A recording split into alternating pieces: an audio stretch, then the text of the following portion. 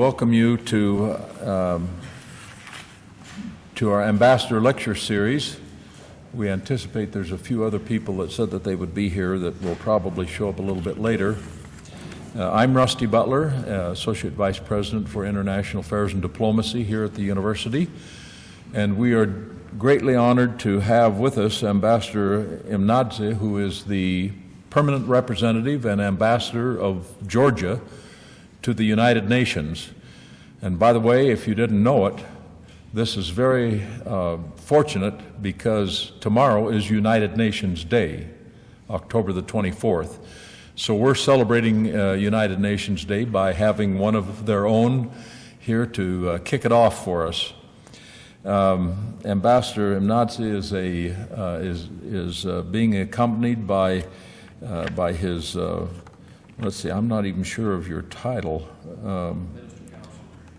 Minister, is it Minister Counselor or? I don't have it right here, so anyway. Georgie, thank you. Both of whom are very delightful people. We have enjoyed them very much during their visit here in Utah. We had a full day yesterday up in Salt Lake City, including a wonderful meeting with the Lieutenant Governor and with others up there. It was and lunch with the Governor's Office of Economic Development and the World Trade Center. And it was interesting to hear the ambassador explain the many similarities that exist between Georgia and Utah, but some of the incredible innovations that Georgia has made to make it a very business and commercial friendly country and easy to do business there.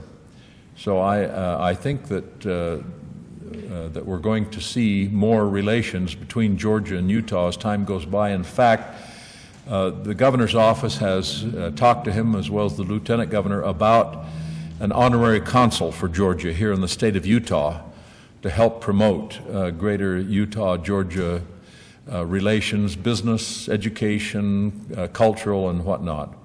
And he had an opportunity to visit with the ambassador in Washington, and it looks like that will take place. So we're delighted at that news. Ambassador Imnadze has been about 2 years now at the United Nations, representing Georgia. He was the board member of the Georgian Political Science Association and program director of the Georgian Institute for Russian Studies prior to this post that he has now. He was also an assistant, a spokesman, and press person for the former president of Georgia, President Shevardnadze, whom many of you have heard that name, I'm sure, and was also the deputy chief of mission to NATO on behalf of Georgia. He has a long history with the Ministry of Foreign Affairs, having worked in various parts of the Ministry of Foreign Affairs as his minister counselor here, who was the head of the Americas Department, if I remember correctly. He has a master's degree in English and English literature, and I dare you to find an accent in his English. That's about as perfect English as you'll hear someone speak who is not born and raised in an English-speaking environment. He received that degree from the Tbilisi State University. He is married and has a daughter who's about to turn 18.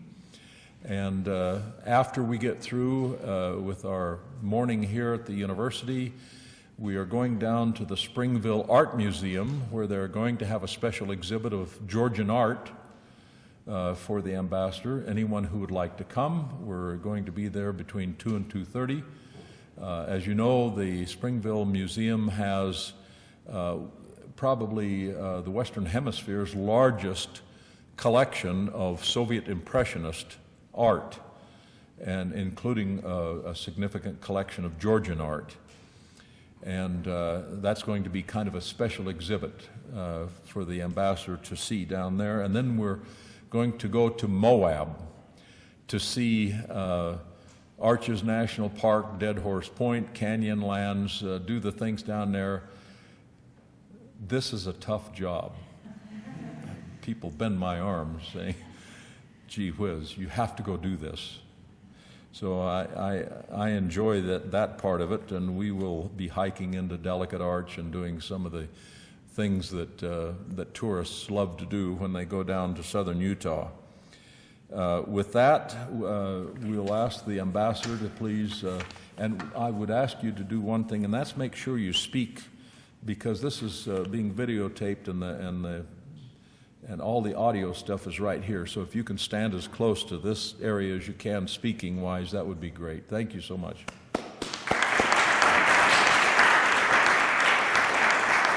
Thank you. Thank you very much, Rusty. Didi Madluba, which is in Georgian, thank you. And there are folks here, my fellow Georgians, as I would say, who understand Georgian because they spent time in Georgia. And if you've been to Georgia, tried some Georgian food, definitely you already got some Georgian genetics in you, so your children will be more Georgian than you are. But on more serious note, again, thank you very much for this opportunity to be here. Thank you for organizing this visit. I wanted to talk to you about Georgia and how Georgia views the world and the current processes that are happening in our immediate neighborhood, in the Middle East, in Eastern Europe, in the Caucasus. You mentioned about the UN Day, which we're celebrating tomorrow. The UN is going to do something about it today, actually. It is also coincidence, and it's a remarkable organization, UN, and we've come 70 years of Cold War, but because of UN and because of the work, that war stayed cold and never went hot overall globally. But there are challenges, many challenges, and I'll be delighted to answer the questions if you have any with regard to that issue as well. To start with, and I want to ask George to help me a little bit with pulling up the maps here. I wanted to tell you a little bit of how I thought my discussion with you to continue. Please interrupt me at any point. I want to be as interactive as possible, because you can read in history books part of the history that I'm going to tell you, or in political science books some of the political stuff that I'm going to tell you. So I want to engage with you in more dynamic discussions. In the first part of my lecture, I want to give you a little bit of Georgia's history, geography, what makes Georgia what it is today, and our contribution to world civilization, if I may put it this way. Georgia, as you would see, is a small country located in the Caucasus, in this narrow isthmus that really connects West and the East. Kipling said that the two would never meet, but this is the place where East and the West do meet. And I mean it, because Georgia is a predominantly Christian country. I say predominantly because now we do have some Muslim population, and also Jews have been living there for over 30 centuries. Georgia has always been on the crossroads of civilizations, east, west, north, south, that to a degree determined the current Georgia's assets as well as the challenges that we're facing. As for some peculiarities for those who haven't been to Georgia, for you to know, Georgia has its own alphabet. One of the 14th existing alphabets is Georgian alphabet, a unique in its way, as well as the language, which does not belong to any major language groups. It's not an Indo-European language. There are about 4.5 million people that speak Georgian, including the community that is represented here. Also, Georgia has figured in Greek mythology. Many of you probably have heard the myth of the Argonauts. who traveled to discover Golden Fleece, and that is something which is happening in the western part of Georgia along the Black Sea coast, which you see there. Ancient Georgian kingdom of Kolchida or Colchis, as it is referred to. And the name Medea is where medicine has derived from, because Medea, who was the daughter of the Georgian king, eventually helped Jason the Argonaut to steal the Golden Fleece and help the warriors heal the wounds not through witchcraft, but through some of the ointments that she herself made. So the origin of medicine, according to Greek mythology, also ascends to her, and that's a little bit of pride that we can take in there as Georgians. Another interesting thing is the mythology, again, Greek mythology and myth of Prometheus. Georgians have the same sort of a story, a myth or saga. The name is Amirani in Georgian, but both go along the same way, how the person, this hero, brought knowledge or fire to the people. And he was confined to the Caucasus Mountains. That's the prehistory of Georgia. In the 12th century, Georgian troops were part of the crusade, and this is where the Georgian flag also has its origins from, where Georgians participated in the crusade. But little later, the Georgian king developed one of the very first civil codes in Georgia. And it was unique in the region as well. The first Georgian Republic came about in the beginning of the 20th century when Tsarist Russian Empire collapsed, and Georgia regained its independence in 1917, but that republic was very short-lived. In 1921, again, this time communist Russia invaded Georgia, and Georgia became part of the Soviet Union for another 70 years. During that time, Georgia's contribution to the world civilization would be our participation in the Second World War, where every 10th Georgian fought and every 5th of them perished. But apart from that, in terms of cultural contribution, let's say to the United States, American ballet, or rather founder of the New York Ballet, was George Balanchine, and sounds Italian, as Americans shortened the name from Georgian Balanchivadze, who actually was the founder of an American ballet.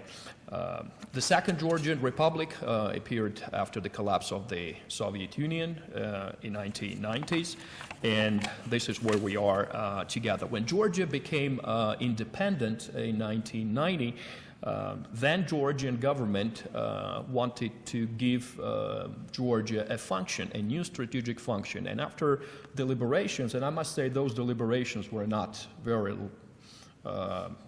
lengthy in terms of time, we went to the basics. We went to the core function that Georgia always said, which was a crossroad of civilizations. The ancient Silk Road was passing through Georgia. So the idea was to revive the ancient Silk Road and give it a little bit of more of contemporary transit functions. The pipelines, which you see on the map. The very first pipeline that was built in this area was the pipeline built from the Caspian all the way through Azerbaijan to Georgia and the city of Supsa. A little bit down there is a city of Batumi, and the very first pipeline was running there. And this pipeline was constructed by many of you know Alfred Nobel, the Nobel Prize. So the Nobel brothers have their business in the Caucasus. After made millions of money in dynamite, they switched to oil, and the two brothers, junior brothers of Alfred Nobel, were the ones who constructed this pipeline and also the oil refinery. The Georgian government in the 90s refurbished that pipeline, and an international consortium came about to construct a major oil transit route through Georgia and Turkey, Baku-Tbilisi-Ceyhan pipeline, and along with the same route there is also the gas pipeline going to Erzurum. These pipelines were key to give Georgia a new strategic function, and it was as important for Europe as much as the Central Asian republics, which are landlocked republics, and they gave them another and probably the only way out of the former traditional route that they had, which was only going through Russian Federation. Because of that pipeline, the conflict started involving Russian Federation and the rest of the countries in the Caucasus, and particularly Georgia. Russia was opposing construction of the pipeline, but the pipeline came into existence. Unfortunately, 2 territories of Georgia are currently under occupation, and we are involved in two-pronged dialogue and consultations with the Russian Federation on this matter. One is our direct dialogue that we're having with them, an unofficial dialogue, as we call it, where we discuss the economic and humanitarian matters, and the other is an official political dialogue, which is held in Geneva under the co-chairmanship of United Nations, European Union, and the Organization for Security and Cooperation in Europe. As for Georgia's policy line, the foreign policy line, as a country who's always been craving towards Europe, because culturally it was part and parcel of Europe, and to a great degree Christian background was something that was determining Georgia's closeness to Europe, we went back to the same old vision that every Georgian historically had, and now we're having association agreement with the European Union and strategic partnership with the United States. When we talk about this, it's no longer the territories, but rather the values. Why Georgia wants to be in Europe? Because of the values that are the European values, the values of liberal democracy, and those are the values that the overwhelming part of the Georgian population demands from the government. Now, what is happening? Well, this is just I'm trying to set the stage for our future discussions and Q&As. Now, what is happening in the greater region? Georgia, as I told you, have 2 territories which are currently under occupation. A little bit below, there is a conflict between Armenia and Azerbaijan, and there is a territory which is disputed there, Nagorno-Karabakh. We go a little up to Crimea, which is just a recent happening, currently under occupation from the Russian Federation. Not just the occupation, the fact of annexation that happened last year was quite well known. I'm not going to talk more about that. Eastern Ukraine is a conflict area, and a dormant conflict also in Moldova. We see quite a belt here of the conflicts and instabilities. Going a little down, we would see Syria, Iraq, that region which is currently in chaos. In chaos because there are non-state actors, and I will return to this notion of a non-state actor. There are non-state actors that are currently under controlling quite a portion of the territories. And we have Afghanistan, another source of potential instability. It's not quite even today, but there is some sort of stability after the involvement of the international organizations and international community. And as a matter of fact, Georgia is one of the major contributors to stability in Afghanistan, second largest troop contributor in the coalition in Afghanistan, and currently we also have a chief military advisor who is of a Georgian is a Georgian national who will be representing there on behalf of the United Nations. If we look at all these instabilities, the question rises, why now and what is happening? There is no doubt about that the system that we had during the Cold War, system that brought the United Nations in 1945, system that somehow kept the stability, under fear, of course, under the challenge of a possible nuclear war and possible global confrontation, but nevertheless a stable system. That system has disappeared. That system has disappeared after the collapse of the Soviet Union. Now, why Soviet Union collapsed, that is also easy to explain, because empires always collapse. They have a lifespan, but a short lifespan. Soviet Union was an empire, a different type of an empire. When we talk about classic empires like British Empire or Spanish Empire or Portuguese, they all are similar in a way that they had a metropolis and they had territories around the world. The Soviet Empire was different. It was similar in a way to Roman Empire, because it was expanding, and through expansion it was getting more and more territories and people. But unlike Roman Empire, where every citizen was proud of being a Roman citizen, it is a unique phenomenon in the world political science, to me, for instance. Soviet Union failed in that. Soviet Union was an empire that was the house at that time of many nationalities, and all of them felt that they were under occupation, and Georgians particularly. So when the Soviet Union collapsed, when the Eastern Bloc collapsed, naturally we had unrest in those territories. Because of those changes, because the bipolar world was gone, and the New World Order is not there, we have this chaotic moment when the New World Order has not yet come, and the Old World Order, as we were used to, the Cold War inertia is still there. United Nations has something to do with it. We are trying to address the challenges, address the conflicts, and often United Nations is being criticized for not being active enough. But there is not much that an organization can do, because this is an organization of a member states, and member states have their particular interests. And that interests are vested in those conflict areas that we have.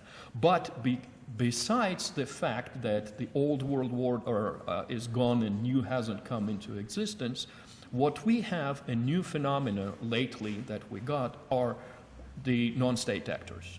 This notion of non-state actor is an interesting one. We never had that before. We never had that before because in the old days, traditional conflicts and traditional wars or confrontations, you name it, were happening between responsible actors or states. And I would call even a state who was an aggressor a responsible state, because it had its own policy. Whether good or bad, it had its own policy. And it was easy to negotiate a deal with them because it was a responsible player. Today we have non-state actors. And these non-state actors are, let's say, Al-Qaeda. Everybody knows what Al-Qaeda is, but it's hard to say what it is actually. Is it an organization? Is it already an idea? I tend to believe that it's more of an idea or ideology rather than a particular organization. And of course, it's not a country at all. But we have the similar groupings or non-state actors or ideas that tend to have certain structures. I don't want to call them organizations. Like in the Middle East area, the Islamic State, or Daesh as they call locally there, or Boko Haram in Africa. All of them are non-state actors. Non-state actors that drives its strength from evil. All sorts of evil that exists everywhere. And nationals of practically every country can be found in those structures. And that's what makes things even more difficult for the states, because you are now having the homegrown terrorism, as we termed lately, and recently what we had a year ago in Boston, the bombing, it was again because of the homegrown terrorism. And it's very difficult. The threat no longer comes from a particular state, which in the old times was believed an adversary for you. A threat may come from your neighbor. And that's the worst thing. And often because of that, in many countries, securitization of human rights is taking place. And this is again an unfortunate phenomenon. What is of the prime importance? The human rights, the right of an individual, or the overall security? Those things have to go hand in hand, and it is difficult to answer. If there is no security, there cannot be human rights. But if we are too much concerned over security, then we infringe on human rights. And this is happening everywhere. It is happening in Europe. It's happening in many other places, including here as well. The other major crisis that we're having in the world is the mass migration. We do see here today how people migrate from conflict areas to more stable areas. In most cases, the migration is because of the conflict. But people are not running only because of the conflict. People are running and escaping because there, where they live locally, they cannot have normal standards of life.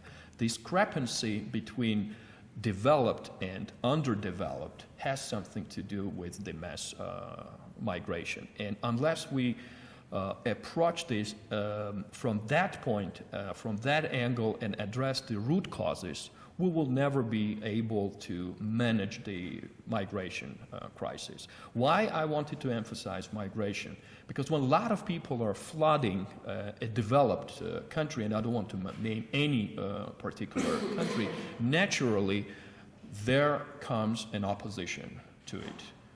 Because you see somebody who came to your house and your lifestyle is changed, and you don't want those problems. And at a certain point, when the numbers are becoming overwhelming, with the unemployment that exists in your own house, with the economic problems, other problems that every country has, and suddenly you have to take care of some migrants, naturally you are getting another extreme, sort of the right wings who are saying that no, those migrants should be kicked off and, well, kick them off, leave them to die. What's the other alternative? So the very best that a human being has, in fact, is fighting with the other evil here. And this is all happening today because of non-existence of the world order. Now, how this world order will come and in what shape it will be depends on every actor. And I do mean when I say every actor. Predominantly, of course, it depends on major actors, the powerful countries. From UN perspective, that would be 5 permanent members of the United Nations, which is the United States, UK, France, Russia, and China, because they have the right of veto. However, today, none of them can act alone. And we've seen many coalitions because the world has changed. The world community matters. And every single country, a small nation, whether it's Georgia with a 3 million population or a small island somewhere in the Pacific with 100,000 inhabitants, has one voice when it comes to the voting. And if the countries come together and espouse better ideas, noble idea of peace, then probably we will come to the stage when we will manage the instability before it happens. One of the tests and an early warning system, of course, to many of us and myself, is the situation of the human rights and the civil society. If something is happening which degrades civil society, and we see human rights violations, that's a harbinger of something really bad coming, and that's something that needs to be addressed. From the Georgian perspective, we are a country which is surrounded by these instabilities. And on top of that, we have two unstable areas under occupation on our territory. And when I'm saying occupation, I just don't mean a territory. In fact, territory means nothing. What we're talking about is the people. People who had to flee those territories and who are today internally displaced. We call them internally displaced because they are in their own country. And this is a term which is used, but in effect, they are refugees. Refugees because if you leave your roots, the village that you were born, where your ancestry is, and you are forced to go somewhere, you are a refugee. Whether you are called a refugee or internally displaced person, that does not change the fact. And we had about 400,000 internally displaced people. That also includes those who were born already in displacement, which is about 10% of the country's population. And this is something that indeed is worrisome for the country, and government is doing its utmost to alleviate the burden, working closely also with international organizations as well.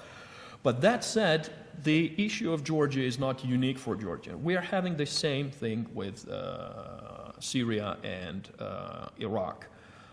What would happen if these two states disintegrate? Nobody wants to talk about that because then we will effectively have to draw new borders. And drawing new borders is, in a way, opening Pandora's box. If somewhere you can draw new borders, then probably you can draw new borders elsewhere as well.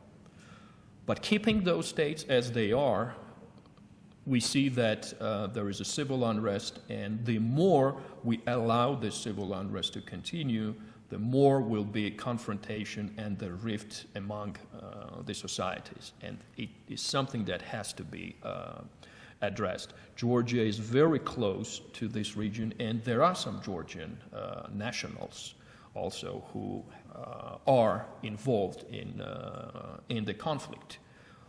Likewise, other nationals from many European countries and the countries in the region. The same can be said about situation in Afghanistan. What would happen if Afghanistan slides back to instability? There is no answer. There is no answer to that. Nobody has a good formula. There is no medication that one can prescribe and give a guarantee that that could cure it. But a diligent work on the part of the international community is needed. And most importantly, what is needed is a leadership. A leadership because history is always made by leaders. And the countries who are global players, like the United States, they're the ones who are in the lead. But their leadership without the support of the international community would be nothing. So the work together of the leaders and the international community is something that can bring about the desired result of stability in this region. This was just to set the stage for a discussion of which I wanted all of you to get involved if you are interested in, of course, in foreign policy and political science. And I'll be glad to take any questions that you might have. I hope that I didn't draw a too dramatic picture. Life is still good, and I believe that we'll have better tomorrow than yesterday. But we have to face the challenges that exist, and we have to talk about it openly. If it is a duck and walks like a duck, it is a duck. This is the only way, as I believe, we can have the better future. Please.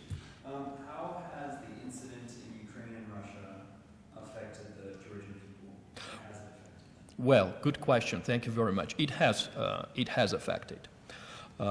What is happening in Ukraine is a continuation what had happened in Georgia. When Russian Federation invaded Georgia, and there was a war during 5 days, it is known as the 5-Day War of 2008, 2 territories of Georgia, which before then was conflict areas, were recognized by Russian Federation as independent states. When we talk about the recognition and independence, there are 2 notions.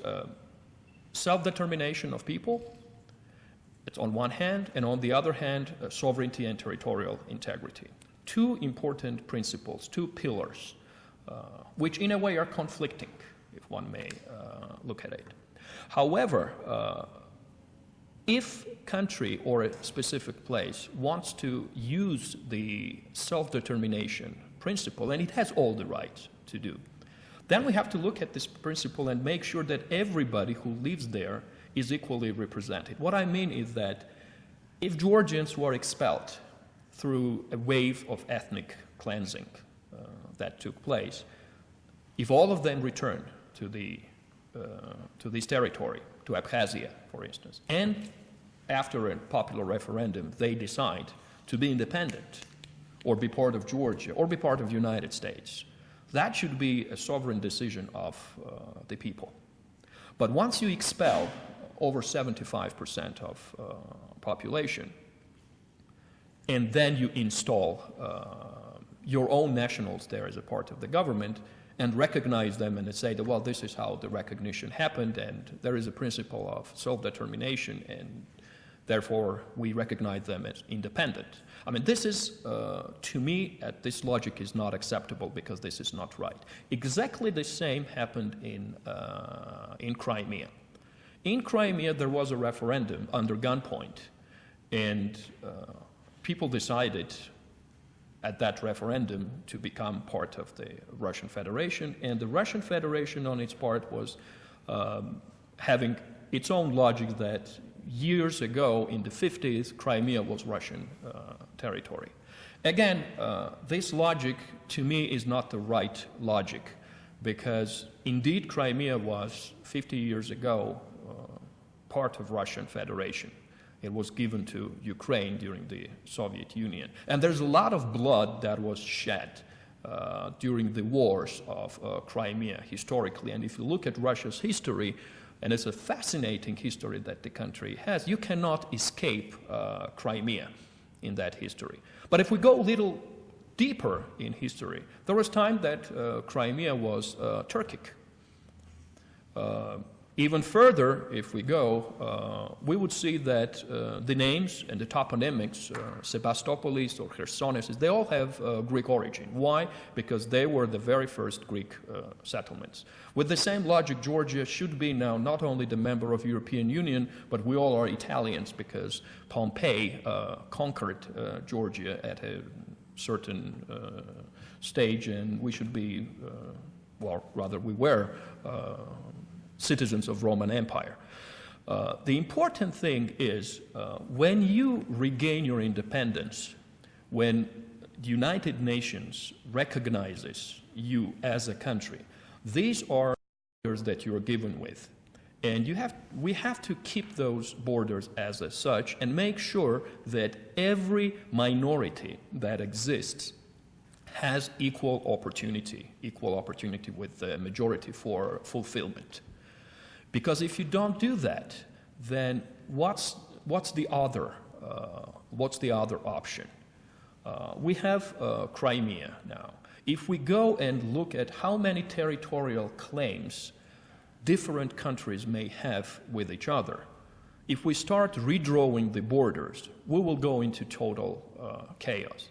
And redrawing borders is ridiculous in the 21st century. What does the border mean? Here in this university, when I was walking down the hall, so many flags, over 100 different nationalities, correct me if I'm wrong, study here.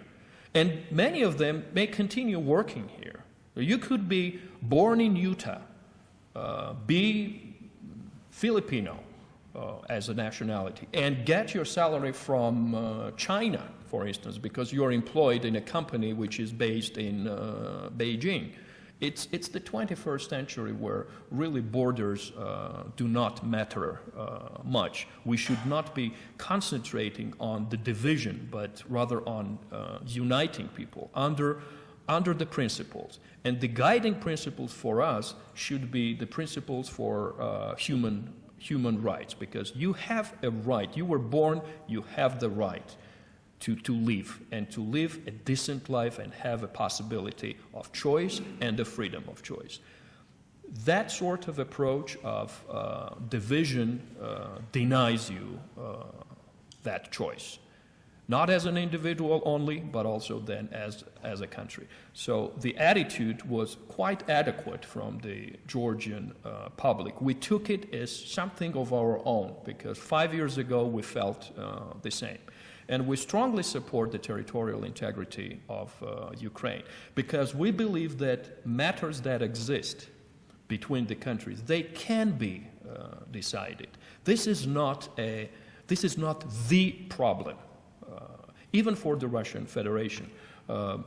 During the introduction, it was mentioned that I was a program director for the Georgian Institute for Russian Studies. This is a think tank that, together with some of my friends at that time, we were not in foreign service. Most of us were former diplomats at that time. We were working on the issue how Georgian and Russian relations could be reconciled, because Georgia's national idea was espousing European values, while Russia's national idea was based on Russia's history, and it was different from that. And these two ideas were not congruent, let me put it this way. And throughout this work, we found out that there is much more that connects Georgia and Russia than divides, in terms of security interests, for instance. Stability in the Northern Caucasus is the key. Stability in the Northern Caucasus is the most important challenge for stability in Russia, and it is a challenge for Georgia as well. Historically, Northern Caucasus was stable when Georgia and Russia were together in cooperation. And we have extended this hand of cooperation to Russian Federation. I hope very much that we'll get there.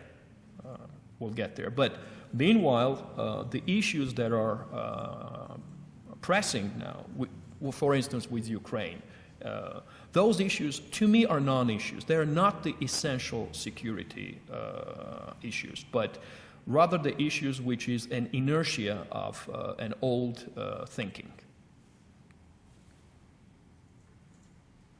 If that answered your question. Please. I have a question. It's kind of loaded, so I'll try to simplify it. The first part of the question is, what are the threats to Georgia right now? Some main red flags. Is ISIS a threat to Georgia? Because Georgia is a Christian country and such close proximity to Syria. And the second part, actually, was listening to VST, the Russian news agency, just last week, and Putin met with President of South Ossetia, and President of South Ossetia asked for a referendum to be conducted and to formally become part of Russia, which Putin sounded pretty excited about. And I'm curious about if that takes place, what would be Georgian reaction? Well, if that takes place, obviously this would be the matter for the consideration by the United Nations at the highest level, the Security Council, because that's where these matters are referred to. But geography often gives the best answer. This map is not accurate enough because it doesn't show the mountains. But if you look at the map, there is a natural boundary between Russian Federation and Georgia. And this is the Caucasian mountains. There is no example in the history of civilization when a nation state or a country or even a tribe existed on either side of the wall, and I mean mountain, which is 5 kilometers high.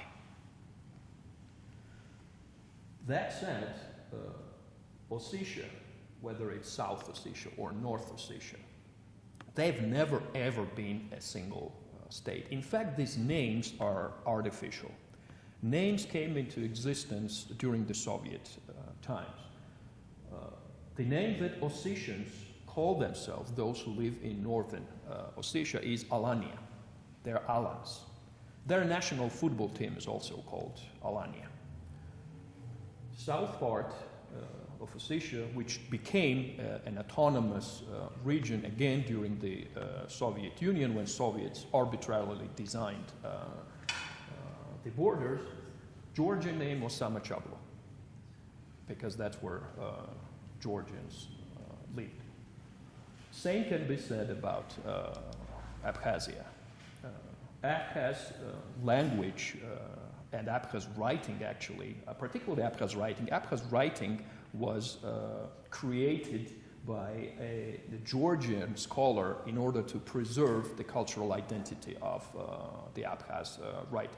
But Abkhaz lived there for ages, together with Georgians for many years, and the two are really related. What about that meeting? Yes, this is a political meeting. This is a political meeting, and unfortunately, it is the foreign policy of the current Russian administration, which was not voiced during that meeting. It was voiced much earlier when President Putin called demise of the Soviet Union a greatest catastrophe of the 20th century. Now, there is a degree of truth in there. It was a catastrophe in a way that put an end to the old world order of which I was saying. And after that, we did get ourselves into a chaos. But there is always a chaos before the new world order emerges. But that said, I do not consider demise of the Soviet Union a catastrophe, because that demise happened because Soviet Union existed not on a solid ground. But one really has to understand the history of Russia to understand why it is happening what is happening now in Russia's immediate neighborhood. When Russian Empire, the very first one, came into existence in the 16th century, by default, the country had to expand because expansion meant security. Russia is a flatland. United States also had its manifest destiny. And United States evolved and got enlarged from coast to coast eventually. Russia was doing the same. When Russia expanded towards east, it was so easy for them because the civilizations that they were meeting along this their expansion were technologically lesser developed. And they went all the way over Alaska. The same can be said about the United States. When the states were expanding and going from east to west, of course they were encountering existing tribes and civilizations which were technologically lesser developed. But when Russia was expanding towards west, it had to clash with existing civilizations, with Poles, with Austrians, with Ottomans, or Persians, or Swedes. Georgia is a civilization that, small one, but that existed since prehistoric times, which, as a matter of fact, sided with Russia during that expansion because both were Christian nations at that time.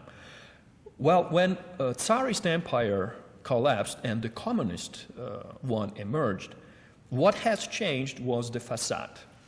There was no longer a Tsar. Instead of Tsar, there was the communist leader. Instead of nobility, we got party nomenclature, as we call the party bosses. And people that never had a social contract with the leadership remained as they were. After the demise of the Soviet Union, we have a new setting now, which is Russian presidency, the oligarchy, and the people. Relatively young compared to the rest of the history, but that again, this inertia of expansion and that thinking is still there. One of the concerns that my Russian colleagues, and many of them are my friends because we've known each other for a long time, were always raising was a possible threat from NATO.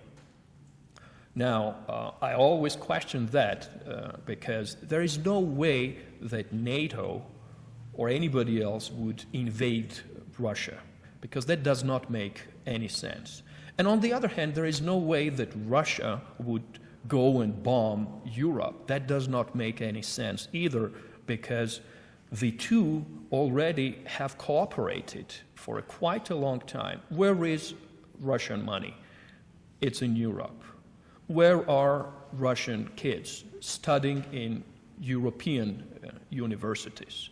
It does not make sense to have that sort of a confrontation, particularly because it will move to mutual destruction and annihilation.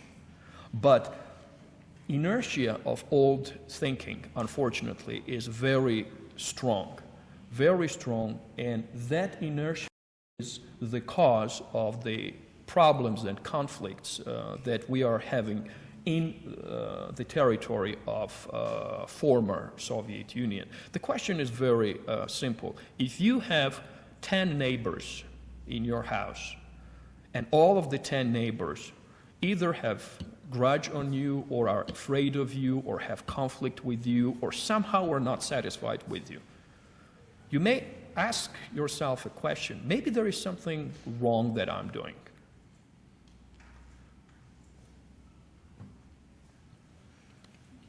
Let's give the ambassador a hand.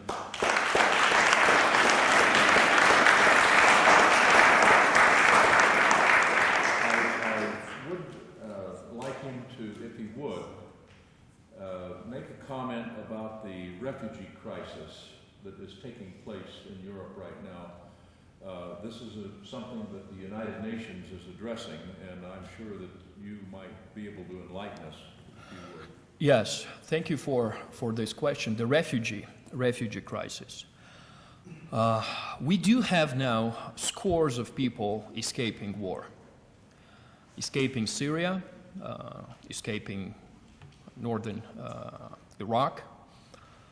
And when we see these people, it's a catastrophe. What shall we do with them?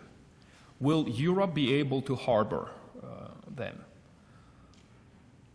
We have to take care of these refugees. Georgia has accepted throughout its existence refugees from many countries. Armenians, for instance, when they had to flee from Turkey, came to Georgia, and Georgia accepted them. The other country that accepted as many Armenians was the United States, as a matter of fact. As for the refugee crisis in Europe that originates from Middle East, crisis is there, but we have to think about the origins of it. In Syria, the local leader, Bashar Assad, who is by the Western community considered to be an evil. We came to a point when the Western society made statements, made reprimands, made promises, but those promises were not fulfilled. And throughout the civil unrest, we came to the position today when local instability, led to the point when non-state actors have emerged. And today we have to answer this sort of a rhetorical question. Syria, should it exist as such or not? should the leader who is there be there or not? And there are advocates on either side. Some say that we should maintain Syria as it is. Others say that there is no other way. We have to think some innovative decision. Nobody knows what that decision would be, but because nobody wants to talk about redrawing the borders, because redrawing the borders would mean effectively blowing up 4 countries, because Kurdish population historically lived and lives in northern Iraq, in Syria, in Turkey, in Iran, and that would be a very dangerous thing to do. Assuming the scenario that we removed this leader who is not favored by the Western community, what would be then next? Power vacuum that can be created could lead a bad situation into even worse situation. Therefore, as I said during my previous talk, there is no recipe. There is no recipe because we have never had such situations before, and nobody exactly knows what is the right path.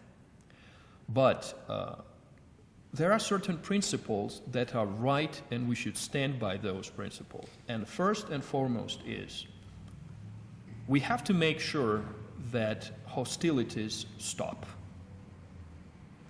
In order to have the hostilities stop, we have to engage all parties that are involved there. Whether we like it or not, there is no other way. Of course, there is another way. There is the way of bombing everything. Just nuke it, and thing will be gone. But this is not a solution. So we need to engage all the parties. But when I say engage all the parties, we should make sure that there is always a price tag that is attached to every action. If the player is not playing responsibility, that player should know that there is a consequence for his unjust and unright actions. For the moment, we need to confine the territory, make sure that this crisis does not spread any further. The next stage would be somehow making sure that hostilities stop, plus alleviating the problem of the migrant crisis, because then we are having issue with Europe. And after that, there is no other way but negotiations and engagement of all the parties to make sure that we come to a solution based, again, on the basic human rights.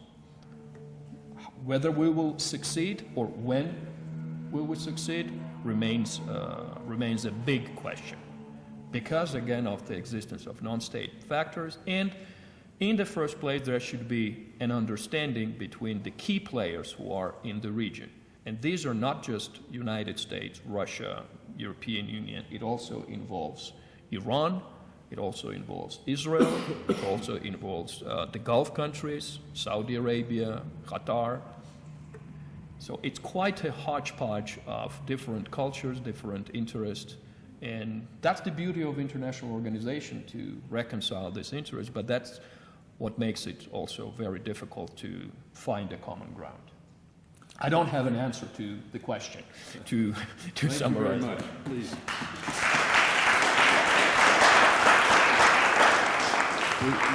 We have an award for the ambassador that we like to give to our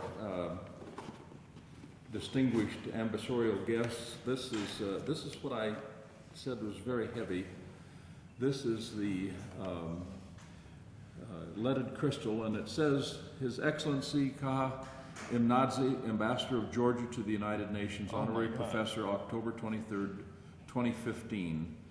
And with that, we also have for you, if you'd like to just put that in there, we also have for you, signed by our senior academic vice president, provost, the certificate that goes with that, honoring you as honorary professor here at the university. So. I'm really honored. Thank you so much. This is indeed a great honor for me. Thank you. I'm humbled.